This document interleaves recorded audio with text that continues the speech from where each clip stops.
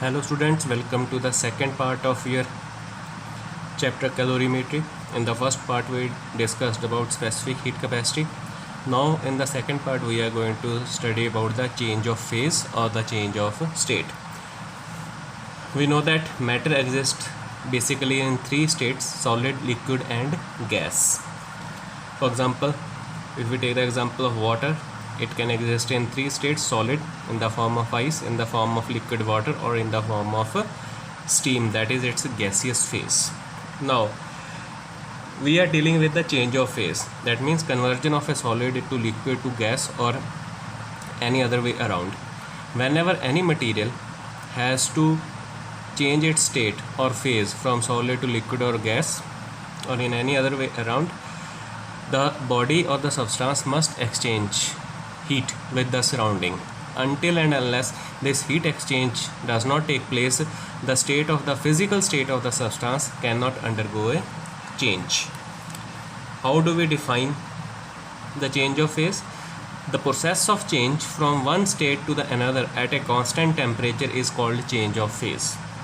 The process by which we change the physical state of a substance from one to the another, which takes place at a constant temperature, is known as the change of phase. So this is an important characteristic of the change of phase, that when the substance is changing its state, there is no change in its temperature. For example, when liquid water gets converted into solid ice, this change of phase from solid to liquid takes place at 0 degrees Celsius. Similarly, when water gets converted into gaseous phase, that is steam, then it takes place at a constant temperature of 100 degrees Celsius.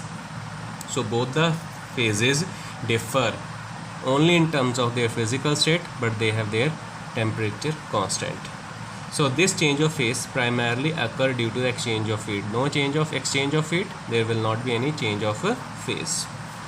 Now we can label various type of the phase changes from solid to liquid to gas as: if a solid gets converted directly into a gas, we call this as a sublimation. On the other hand, if a gas is directly converted into a solid, we call it as a solidification. The process of converting a solid into a liquid is called melting. Liquid then gets converted into gas, that is vaporization. If gas is converted into a liquid, that is condensation. When liquid gets converted into a solid, we call it as the freezing. First we define the melting. The change of state from solid to liquid due to the absorption of heat energy at a constant temperature is called the melting process. So when solid changes to liquid due to absorption of heat at a constant temperature, we call it as the process of melting. And the constant temperature at which this melting occurs, we call this as the melting point. The reverse process, the conversion of liquid to solid state, we call it as a freezing. It occurs due to the loss of heat and it again takes place at the constant temperature. We call that as now as the fusion point. Remember, do not use the word melting point for the fusion. When solid changes into a liquid, use the word melting point, and when liquid changes into a solid, use the word fusion point. We take the example of simultaneous existence of water in the solid form, in the form of ice, and water at same temperature, that is 0 degrees Celsius. So if ice is provided some heat and it will gain heat, melt, gets converted into water at 0 degrees Celsius. But if water is present at 0 degrees Celsius, we take away certain amount of heat from the water at 0 degrees Celsius, it gets freeze and gets converted into the solid ice.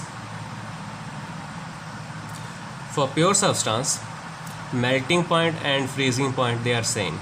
If substance does not contain any impurity, then melting point and freezing point are always same. But if there is some impurity, the temperatures will not be the same.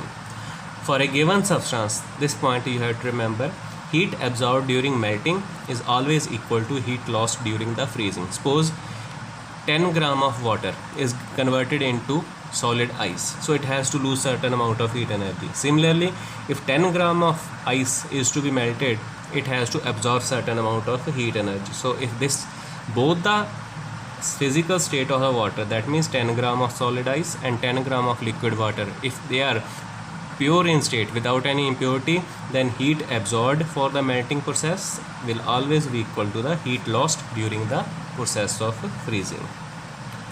Change in volume on melting. There are some substances which expand on heating like lead and wax, but there are certain substances which contract on melting. For example, ice. We have studied the anomalous expansion in the previous classes. What is the effect of pressure on the melting point? Substances which contract on melting, their melting point decreases when pressure increases. But the substances which expand on melting, their melting point increases when the pressure increases. What is the effect of impurities on the melting point? Always remember, melting point decreases in the presence of impurities. So whenever impurities are present inside the substance, they are always going to reduce its melting point. For example, standard melting point of ice is 0 degrees Celsius. But if we add certain amount of salt in a proper proportion in ice, then it reduces its melting point from 0 to minus 22 degrees Celsius. And this is commonly known as the freezing mixture, which is used by most of the kulfi walas or ice creams in the preparation of the ice creams. Next is vaporization or boiling. The change of state from liquid to the gaseous phase by the absorption of heat at constant temperature is known as the vaporization or boiling. Constant temperature at which this takes place is known as the boiling point. The reverse process, we call it as the condensation, conversion of gaseous to the liquid state. The temperature at which it takes place is known as the condensation point. For example, water and steam.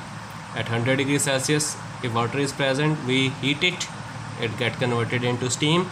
But if steam is present at 100 degrees Celsius, it loses certain amount of heat energy.